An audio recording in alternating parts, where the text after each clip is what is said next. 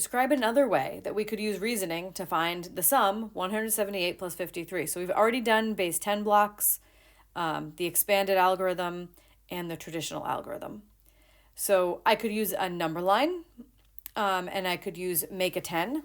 So I could do 178 plus 53, and I'm going to make a 10. I'm going to take 2 of these and add them onto here.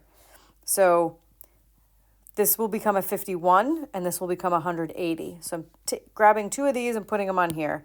In fact, maybe I'll write it out. 178 plus 2 plus 51.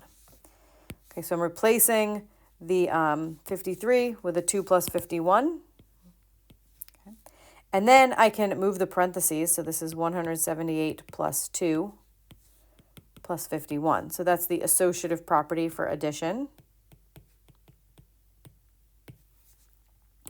And 178 plus 2 is 180 plus 51. And now I'm going to make 200. I know that 20 more added on to 180 will give me 200. So I'm going to grab 20 from here. So I'm going to rewrite this as 180 plus 20 plus 31. Okay, 20 and 31 makes the 51.